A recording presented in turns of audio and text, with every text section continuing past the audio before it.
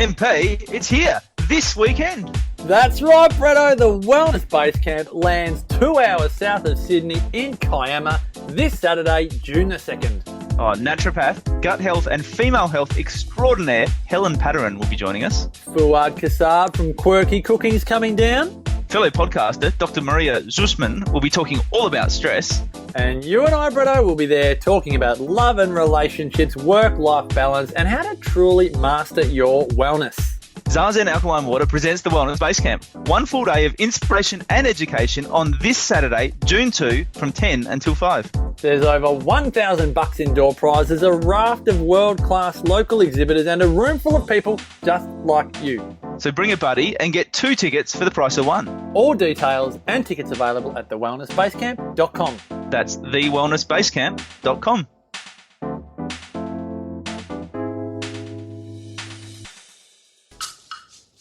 TheWellnessCouch.com, streaming wellness into your lives.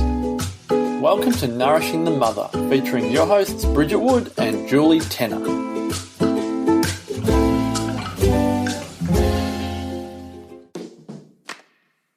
Before we get started today, I'd love to introduce you to our new podcast sponsor, which is Fire Tonic. If you haven't heard of Fire Tonic before, it is a raw fermented apple cider vinegar that has a whole heap of other goodness in it, such as chilies, turmeric, garlic, horseradish, ginger, just to name a few, and it has this delicious, warming, spicy kind of aftertaste that just warms your stomach and your solar plexus and has you feeling amazing just by taking it. But aside from that, raw apple cider vinegar is immune boosting. It's antibacterial, antiviral. It will decongest whatever you are stuffed up in the head with. It's antioxidant and anti-inflammatory. It's also the best digestive booster. Apple cider vinegar is the same pH as our natural secretions and also stimulates those natural secretions. So if you're feeling a bit low in your digestive system, if you've got a bit of a sore throat or feel something coming on, it's great. I've used this before just to knock something on its head, like a sore throat or a virus that's gone through the rest of my family. And for me, I've just kept up with the Fire Tonic little shots, which I absolutely love anyway because I love a bit of spice. And it really does just knock it on its head. So it is locally made here in Torquay, Victoria, in small batches from a really ancient gypsy recipe. And we are absolutely mad for it. So if you also need a bit of a boost this winter that you can take that is delicious, digestive and immune boosting, then please jump on to hillbilby, HILBILBY.com.au and check them out. You can also use a special promo code for our tribe, which is Nourish, NOURISH 10, in order to get 10% off your order, just to give it a go. Bridget and I use it. It's on our counter all the time. So head on over to hillbilby.com.au/discount/Nourish 10 to get your 10% off and start loving on some Fire Tonic. Hello and welcome to Nourishing the Mother. I'm Bridget Wood. And I'm Julie Tenner. And today's podcast is the top 10 ways to demonstrate self-worth to your kids, which comes from a listener's question. So we're really excited to dive into this very delicious topic. Before we do, I'd love to remind you to jump on to nourishingthemother.com.au and sign up to join our tribe. So once a week you get to hang out with us a little bit longer and we send you links to everything we've put out in the world and you pick and choose where you'd love to dive a little deeper. So nourishingthemother.com.au, and on the front page, join our tribe. I love this topic because so often that we read so much, if you're into parenting and motherhood and all of this intentional path of stuff to give our kids great tools. There's so many articles out there around how to build self-esteem in kids. But so few of them talk about how so often it's wise for you to first be the example. Because they learn about who they are from how they see you be in relationship to yourself. So it's and what you make safe, you make safe for them. Yes. By virtue of that. That's right. And what you don't make safe, they also know. You don't have to say it. They can feel it. They can read it. They can pick up on it. Yes. They'll repattern it. So this is also the whole purpose of why we called this Nourishing the Mother, right? Because we knew whatever we did for ourselves, we then were unconsciously paying it forwards to the following generations, not just our own children. You've got to think of yourself as part of a bloodline of generations. Whatever you pattern, interrupt, change, and make safe for you now literally has ripples. Look, I'm going to get psycho-spiritual here and say even back in the past, it will heal old patterns, potentially old souls and old spirits, but it will definitely change and forge a new path for any of our future generations. And we know that many of you, if you're looking for the modern science take on it, it is, you know, that you're changing the epigenetic blueprint that goes forth in generations. Just profound.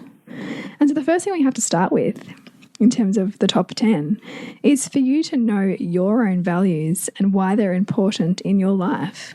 This is the best thing I ever got. No, I shouldn't say that. As that was coming out of my mouth, I thought that is a bad thing to say. I was about to say it's the best thing I ever got from you, Bridget. I don't think that it is. I know. That's exactly what I mean. It was one of those moments where I spoke before I thought. But what I mean by that is I had not in a really conscious way even considered this before I met you. Not in a really conscious way. And yet I think it has been probably the tool that has most empowered and lit up my life since knowing you. I'm still so immensely grateful for it. Oh, thanks. And how I completely changed the way that I see the world, the way I choose and prioritize in my own life. And by virtue of that, how lit up I feel.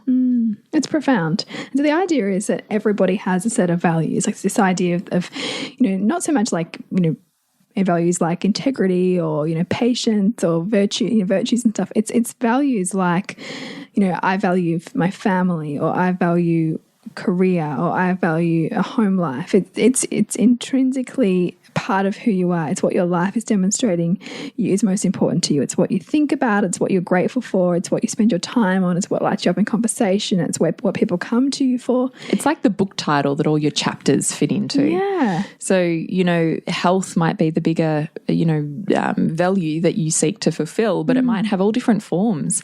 It might come in, oh, look, I really like cooking, or I really like healthy food. I really like learning about food. I really like cooking workshops. I really like eating food. I'm really interested in why my children are sick. I really don't like being sick. I seek alternative health. I seek spiritual well-being. But they all come under the one banner of health. And the things also that you'll always find time for, the things that you'll find money for. You know, it's just in the essence, it's your area of growing genius, because you are building knowledge, building awareness. And so building your self-worth is essentially, and demonstrating what that looks like, is you knowing what those values are for you. Because when we don't know and stand strongly in what our values are, we are so much more open to judging ourselves by the values of others.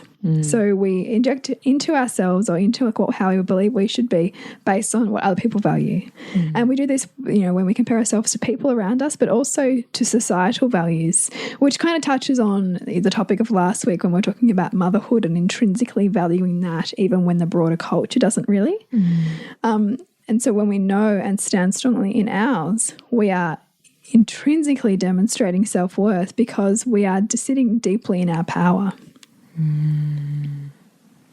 I often think this as well, because if you don't really deeply know and understand, I mean, it comes to other points further on, but a whole thing of knowing the values is then you know your genius, you know your soul's purpose, and to some extent its trajectory in this world. If you don't know those things, you're flying blind, and you really start to feel some really uncomfortable feelings as you try on other people's and other societies' values, and you live in what's most important to them, what you toe a line that doesn't feel quite right to you. And I think part of really showing up in this world is really deeply knowing that the very thing that you are passionate about is not random. There is value in your values for a reason. And we spend these existential questions going, but what is my purpose here in this world? Why am I here? Comes back to values. If you really, really deeply know what your values are, you can already see where your greatest pain lies, and therefore where your greatest gift to this world lies, because you have the greatest amount of wisdom. And values as a concept is not something new either. I mean, it's something that came from the time of Aristotle, who really saw that the individual's values was deeply linked to whatever that individual's voids were. So their voids being something that they felt was missing. So an example of somebody like that would be Oprah. So when Oprah was 3, she came from a really impoverished black family, and her grandmother told her, you know, you need to come and learn how to wash, and this is what you're going to be doing when you're bigger. And in that moment, she decided at the age of 3 that she would never, ever do that work in her life, because the void for her of poverty and of not having enough was so big that it created an enormous amount of value that took her on the profound, incredible trajectory that her life has taken her on, to the point now where even as a multi-billionaire woman, she still has moments of feeling like she doesn't have enough. Because it doesn't matter how much she will try to fulfill that value of wealth, because of her void of wealth was so big, the value is so intrinsically her now because of that profound void that her life demonstrates that she is an incredible woman by virtue of the very thing that she most felt was missing. And we're all doing this in our lives. We're all doing this desire, this thing where we're trying to fulfill something, and we're on this search now, and our life is taking us to greater and greater levels of wisdom and mastery in this area, because consciously or unconsciously there's something that we feel is missing. And so when we can start to see the wonderful tapestry of our life, and that there's no mistakes in that, and that in fact, even if we might feel sometimes we're floundering, and in fact there's even wisdom there, we get to this point where we go, gosh, you know, I hated on myself for that, or I wish that didn't happen, but if that didn't happen, then I wouldn't have had that experience, and if I didn't have that experience, I wouldn't have met that person, and then, oh my God, you know, like I wouldn't be who I am. And what that brings in is a profound amount of reverence for just who we are, how perfectly imperfect we are. And that in itself is a remarkable way of building our own sense of self-worth, because we start to realise that there were no mistakes, you know, that we are okay. The other really profoundly empowering thing I find about values is being able to read the world and the people in it differently. Yeah. So when you understand that you have a set of values and you are constantly, consciously and unconsciously seeking to achieve those values in your daily life, you start to see the people around you as doing the same, as opposed to doing things that are wrong, bad, stupid, ignorant. You start to see, oh, that's because that's their value. Yeah.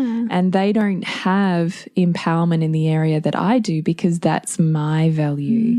And so you start to see, oh, I'm really jealous of that person because they're so empowered in that area. Where am I also empowered? Oh, I see, in the area that they're not empowered, I am. So just being able to transform the way that you read the world, your place within the world, and the people with which you are in relationship, I do think values is the crux of that. And that goes for our children, being able to know so deeply and wholeheartedly your own values allows you the opportunity to begin and open up and see those conversations with your children when they are experiencing, expressing and transforming their own set of values that will lead their own life. And how incredible to know so intimately you don't need to follow the status quo. You just need to trust yourself enough to know this thing is important and not random. Yes. I think that's incredibly powerful. It is incredibly powerful. And I think it's such a gift to our children when we fully grasp this, because then we can see with such clearer vision their own values manifesting. You know, and that particularly with kids who have, you know, interests that are a little bit outside, you know, the mainstream, to really find a way to not worry and trust that. Yeah, exactly. And to give and to scaffold that learning for them so that they can, you know, trust in it too, so that they don't have to second guess it. It's profound. It is. But that's why we started with number 1 there. We did. Number 2 we have is you are worthy all of the time, not some of the time. So what are you worthy of? And this is a question I want you to get really super clear on. What are you worthy of? What are you willing and not willing to accept in your life and for yourself? And if you feel so disempowered that you can't answer that for yourself, answer it for your child. What are they worthy of? What are they worthy of receiving from another person in relationship? What are they worthy of receiving from another person in their life? What are they worthy of receiving in the job that they have? And the answers that you give for your child are the answers you are wanting yourself to own. But it can be so hard and laden with so much story that we can't sometimes even know what we're worthy of or feel safe enough in our worth. So know what you are worthy of and that you are worthy all of the time and for no other reason than you just were born worthy. Get really clear. Ask yourself in each area of life, Bridget, what are the 7 areas of life? Yes, so they are spiritual, mental, vocational, financial, physical. I've put you on the spot, 5. sorry. Yeah, spiritual, mental, vocational, family, physical, social. One more. We'll think about it. We'll put them in the show You really notes. put me on the spot. Yeah, I did. Sorry. We'll put them in the show notes. So getting really clear on each area of life, what are you willing to accept and what will you not accept in terms of what you allow yourself to receive and not receive. It's no different to the bully in the schoolyard finding the weakest link. They don't go for the strongest link. So find where you are feeling really weak in your link and ask yourself, why? Where have I picked that story up from and what am I no longer willing to put up with? What do I know inherently that I am worthy of and only willing to accept? You know, what am I willing to walk away from in order to say to the world and the universe, I'm worthy of this? You know, we have a lot of FOMO. That's so powerful. Number 3 is consciously stack the evidence on how you are achieving in your values. Do you want to speak on this one, Bridge? Yes, I think so often we can have these other ideas of what achievement looks like, and often that's, you know, other people's versions of achievement. And when we start to live by that, we're never going to live up to it, right? Like we're going to constantly feel like we're not achieving. But when we really know our own values and we ask ourselves, okay, if my top value is family, how did I achieve in that today? You know, what did I really do well? What was a great result in that area of life for me today? If my other top value is health, then how did I achieve in that? You know, what did I learn? What did I grow through? What did I serve through health today? Sometimes I think also, I mean, tell me what you think, Bridge, but sometimes I think when we're living in our own values relatively unconsciously, maybe even consciously, we can forget to realize the genius that we have there because it to some extent, if we've got quite a body of wisdom, it becomes effortless. Yeah. So sometimes I would even challenge you to stretch that question out a little bit further and pick someone who you know around you is not empowered in that area of life.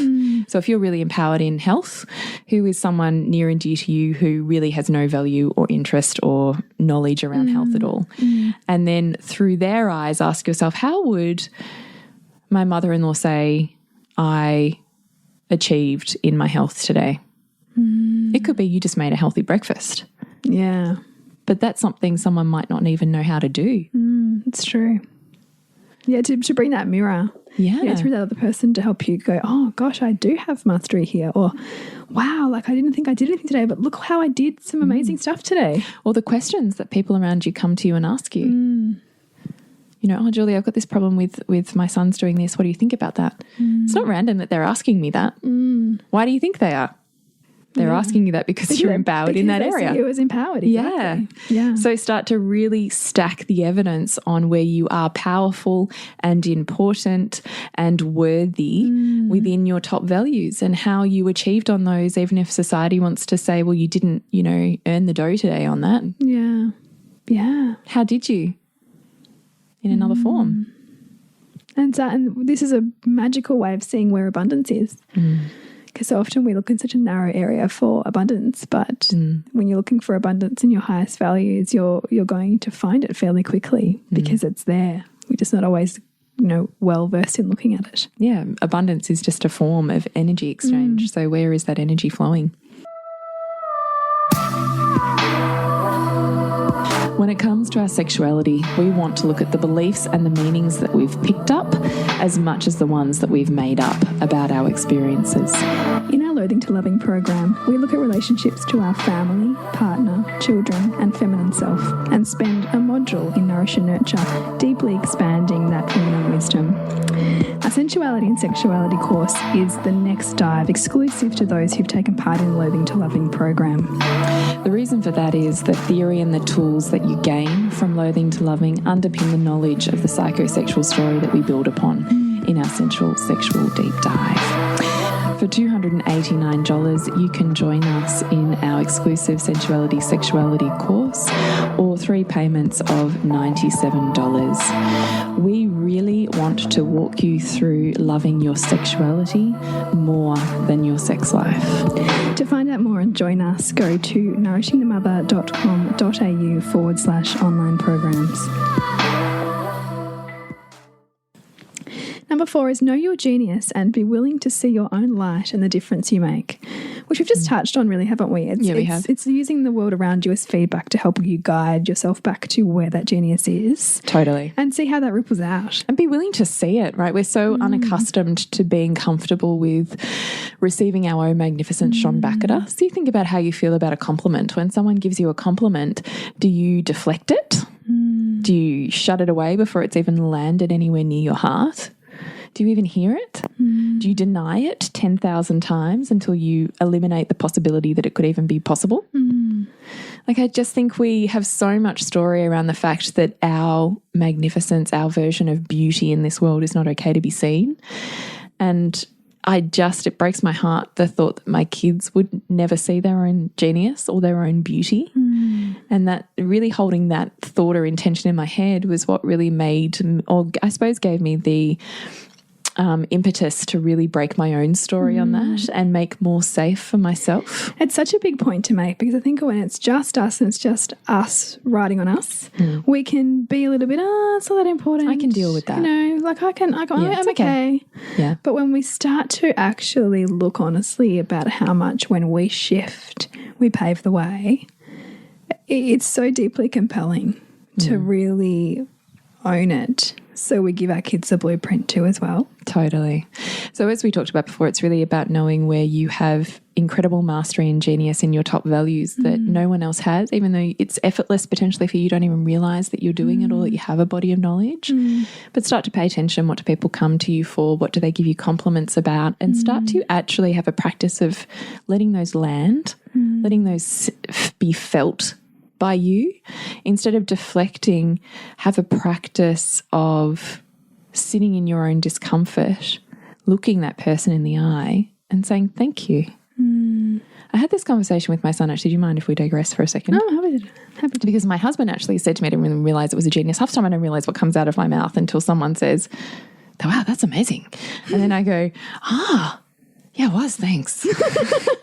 But it's a practice, right? Because it would be so easy to just go, oh, no, it's nothing. Whatever. You know, exactly. Yeah. Anyway, so the other day, this is actually quite a while ago, my son was playing someone on the basketball court and he pulled some awesome move, and the guy on the other team, like after the game, we were walking past and he stuck his head out of the car and he goes, oh my God, that was a really great move. And my son just shrunk and kind of put on his cool face and deflected a little and walked off, gave this kid nothing as he's driven past. And that hit my husband's nerve on social value. Yeah. And so my husband pulled him up on it and kind of didn't really land with him at the time. And then we were home and I talked about it a little bit more and I said, you know, it's really safe for you to receive a compliment. It's really a beautiful thing for someone to give you something, particularly when there's someone who doesn't know you and there's someone from the opposite team. It's like a really big deal. And I said to him, I want you to think about it this way.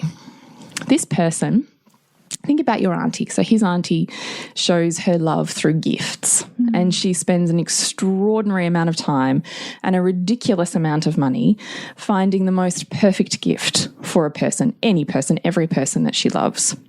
And I notice it a lot with my kids. And I said, I want you to think about Auntie Jackie and your birthday or Christmas, whatever's closest. I want you to think about all of the thought and the intention and the time that she put into choosing these presents, the money that she's worked really hard to earn that she's then decided to spend on this particular present. I want you to think about all of that effort.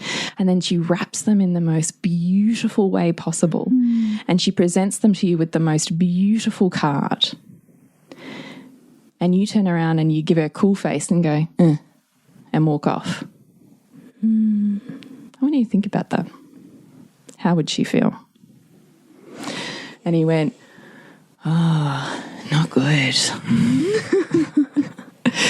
And I said, right, Great. And so what I want you to think about is when someone gives you a compliment, it's like a beautifully wrapped gift. They've thought long and hard about it in their heads. They've felt it long and hard in their hearts and in their body. And they've presented this beautiful gift from their heart, mind and body in their palms, and they present it out towards you. Do you go, oh, no, I can't take that. I don't. No. How do you think they feel? Versus you with reverence, scooping that gift from their palm, taking it into your heart, feeling it in your body, smiling this heartfelt acknowledgement of that gift, time, thought, energy and love back to them and saying simply, thank you. And he went, oh, yeah. And my husband went, wow, that was really good. That was beautiful. He goes, I love that present analogy. And I went, thanks, that's great. But it's what it makes me think of, right? Know your genius, see your light reflected back at you and say, it is safe and thank you. Practice that. Yes. And the more that you actually take that, and I'd love people to actually take an inventory of this. You know, if you can do maybe it's like a weekly journal on, you know, what was the feedback that I got this week around, you know, compliments. And look for the thread because it will be there. And the more you look for it, the more you will build your own self-worth and awareness of your genius. And you'll start to bring more of life to you that aligns with that, which I think is magnificent. And it's a practice. It's hard, right? Yeah, totally. You have to bust lots of story in order to be able to receive that, but also know that receiving that gift not only builds you, but it builds that person. Yes. Don't think of it as a one-way street. And see that also as, you know, when you can really receive that in a heartfelt way, it gives that person confidence again to go out on a limb and give that to somebody else. Or for themselves. Yeah, or for themselves. That's right. Yeah. That's right. But ultimately, when you can receive in a way that is reverent, then, you know, the person who is giving that gift can also continue to give that gift knowing that it's going to be received with reverence as it should be. Exactly. Number 5 is understand your past. What we mean by this is don't judge it. Don't criticize it. Don't say it's wrong. Your past serves a purpose. It is wrapped up. Your greatest pain, usually when we think about our past, it's our greatest pain, right? Your greatest pain fuels your current values and your service in this world. It is something to understand more deeply than to criticize and banish. When we understand our path, we have a sense of poise that we carry into our future, because to know where you've come from is to know where you're going, right? I just, you know, from someone who spent so many years struggling with my past, trying to reconcile my past, trying to blame away my past, filled with regret and pain and judgment. The greatest freedom I ever had was when I went, I see that ugly thing and it was perfect. That's grace. Yeah, right. You think about, you know, your children, they're not all sunshine and love. In each of your kids that you love so dearly, you see the things that are ugly about them. And I'm asking you to see the same in yourself, because they still serve a purpose. They still have beauty. They still have a place. And they have a voice that tells you where you're going. So to understand your past is literally to know where you're going. That's why I think it's important. And to really stand on solid ground, to really be sovereign in who you are, is to really deeply understand the story that you come with. You know, to not get stuck in pride and in a sense of needing to puff up in order to be okay. I think understanding your past is really about having a really sacred ground on which to stand and claim as your own and say, this is who I am and I'm good with that. You know, the good, the bad and the ugly, I'm good. That's whole. It's being more okay with being whole. Number 6, empower the areas you resist. I learned this one from you, Bridget. This is a tough one, right? So we talked before about these 7 areas of life. And so our goal as humans is to empower all 7 areas. But naturally, by virtue of our values, we are all going to be more empowered in, several areas and disempowered in several other areas. So maybe if families are high value for you, then you are quite empowered in relationship, potentially in your home life. Maybe in perhaps education or learning or vocation, if that's part of the family for you. But there'll be other areas that you might be disempowered in. Maybe it's socially because you're disconnected from social networks perhaps, or it's your physical health is not that great because you haven't empowered that in recent years. And so we're all here to master them all, but naturally on that road to mastery we're going to have disempowerment. And actually leaning into that disempowerment and finding our area of empowerment is perhaps one of the greatest journeys we can travel, because it can be so hard to face those areas of disempowerment because they're painful. And we will attract situations in our life to get us to see that pain and go into it anyway, won't we? Oh man, that's been me with money, right?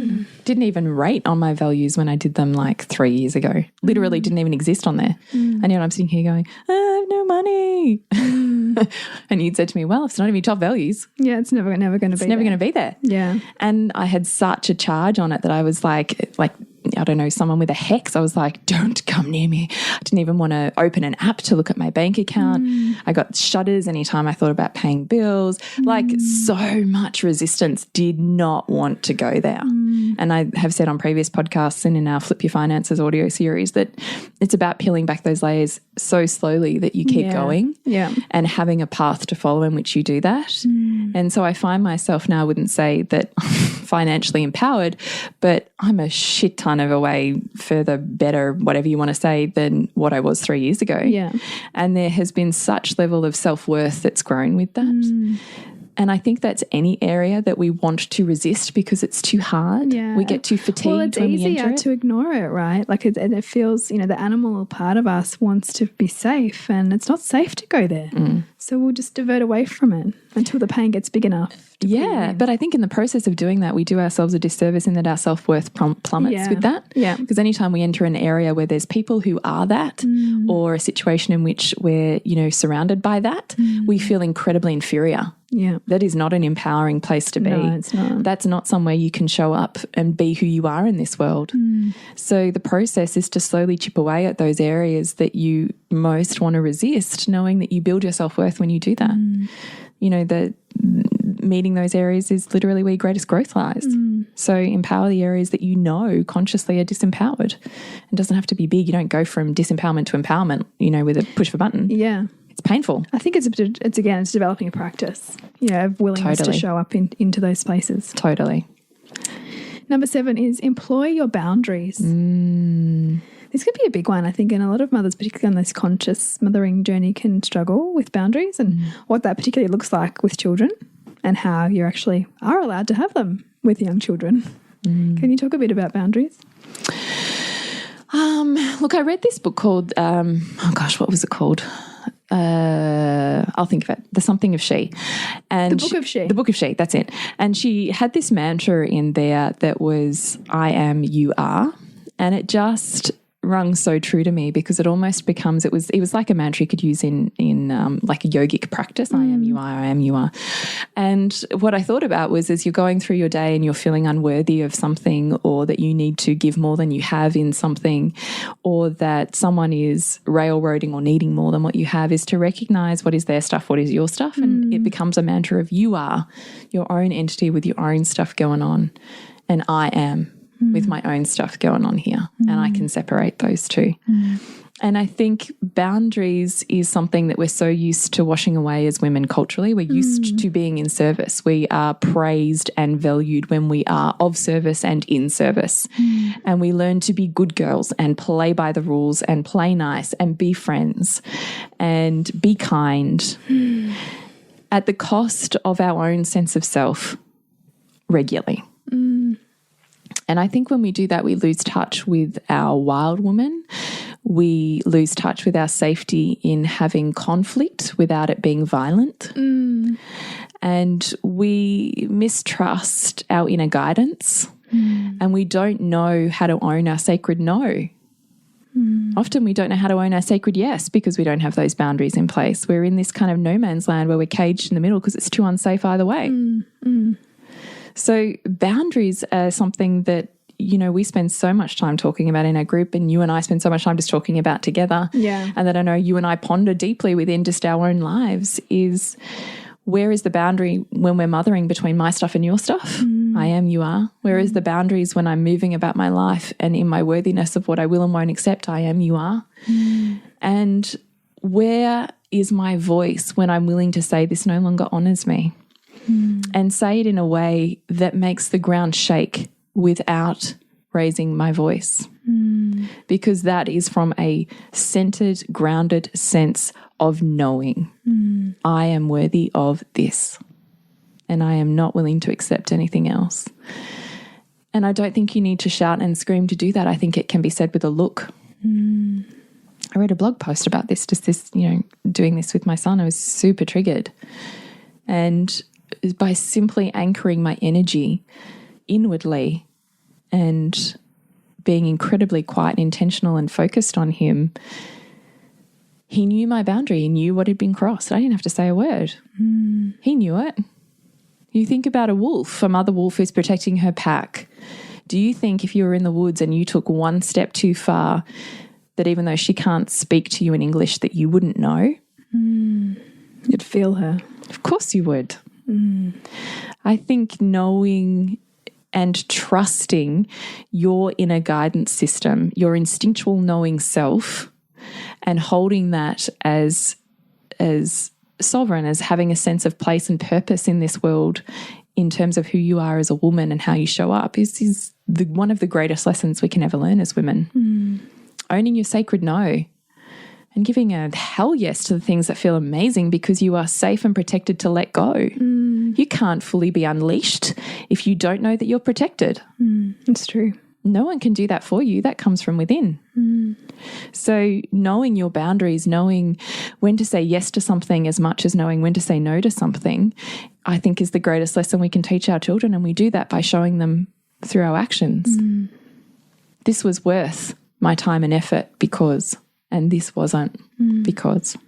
And that's okay, but that's the way it is. I think. I like it. Number 8, being impeccable with your decisions and actions. What does that mean for you? I think it is a lot about being true to your word and being congruent in the decisions and actions that you take. I think even when they're hard. Potentially not even making a decision or an action until you are congruent. Yeah. Like you have everything online. And being okay with being in the middle until you are have all that information. And being impeccable enough, I think, says to me is to, again, I mean, this actually becomes one of our points is, which maybe we can just move straight into because it's kind of part of that, is know your sovereign queen-like self. Be impeccable in what you are and are not worthy of. Be impeccable in your discernment about where you will and won't spend your time and energy and love. You know, the queen is the manifestation of all three, really, of the main three archetypes, maiden, mother, crone. Right? She has the ability to transform and move her energy between each archetype because she is the ruler of them. She's not ruled by them. Yeah, she's the ruler of them. So I just think that it's part of that is really knowing you have this array of choices in front of you and knowing deeply which ones serve you and those things most important to you and loved by you the best, and making those choices in a really conscious way. I think that is being impeccable. Which is exactly what I said before, is moving into your sovereign queen-like self is actually point number 9. Because it's so important to recognize that you have the capacity to be open and fresh and renewed and with a state of curiosity like the maiden, a state of sensual awakening and blossoming and playfulness. and you have the capacity to love and nurture and know boundaries and self-sacrifice and self-worth at the same time, like the mother, and to create in your womb and create in your world. And you have the wisdom, the hard-earned, heartbroken, truth-telling wisdom of the crone. You know absolutely what is worthy in this lifetime and what is not, and you do not hold back in letting everybody know that. You know, that's the discernment that comes from knowing your sovereignty. And for me, it's wrapped up in discovering who your wild woman is, right? Who is she when she's unencumbered by the debris that says it's not safe for you to be everything that you are. You know, a wild woman is not someone who dances on top of a bar top, you know, at 12 o'clock at night. And she's not someone who dates the bad boy that she knows is not good for her.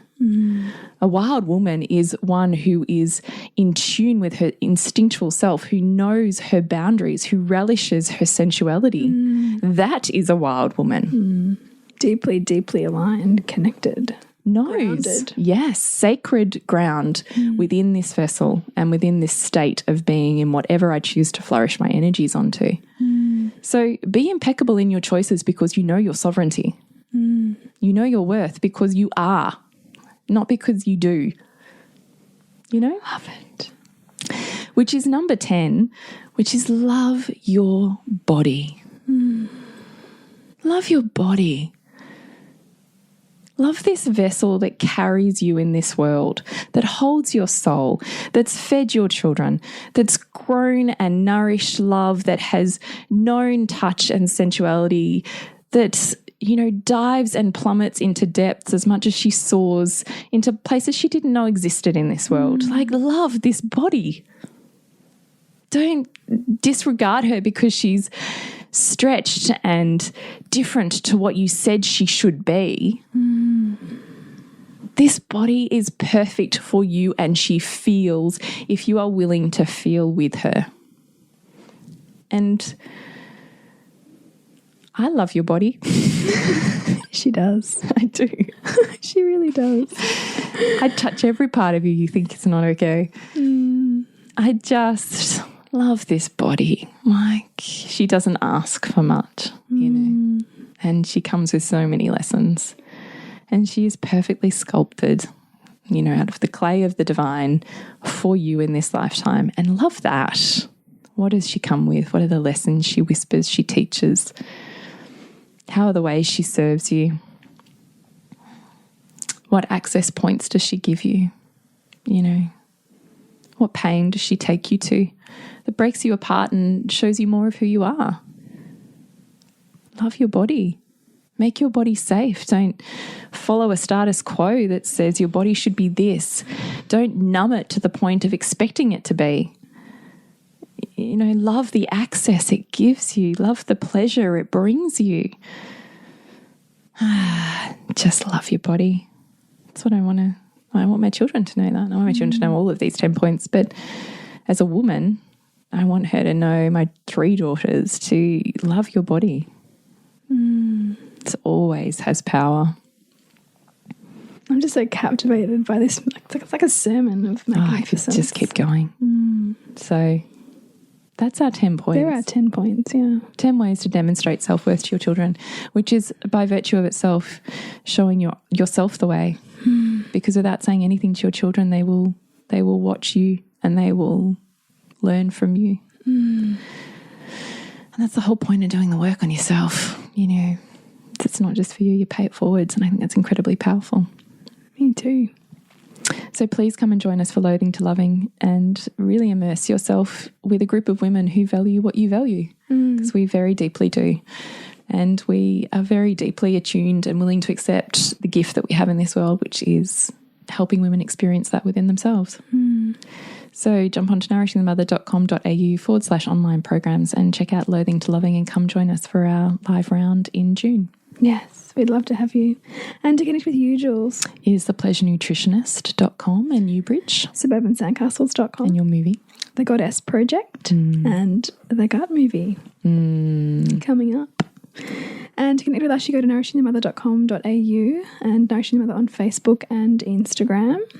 Thank you for listening. Thank you so much for listening. And if it's really spoken to you this episode, please let us know what spoke to you and why, maybe what ripples or conversations you had in your world because of it. Share it with loved ones if you think it's a really powerful or important message. You know, do all of that jazz. Yeah. Leave us a review if you get a chance. Actually, we always forget to say that. But if you have 5 seconds, leave us a review on iTunes or a review on Facebook would be super helpful just to help us get out there to this world, because we really value the role that we as mothers are playing. And we want to shine the light on how you expand and are more by virtue of that rather than less. Yeah. So don't forget to nourish the mother to rock the family. And we'll see you next week when we continue to peel back the layers on your mothering journey.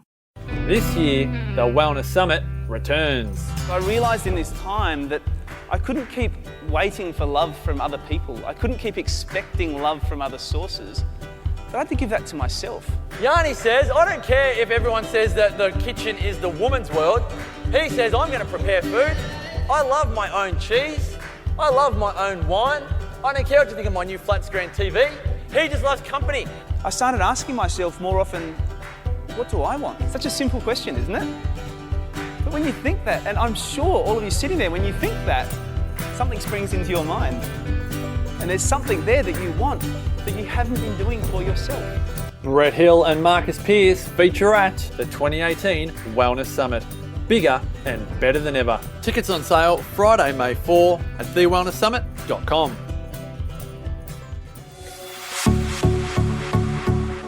This has been a production of TheWellnessCouch.com. Check us out on Facebook and join in the conversation on Facebook.com/TheWellnessCouch. Subscribe to each show on iTunes and check us out on Twitter. The Wellness Couch, streaming wellness into your lives.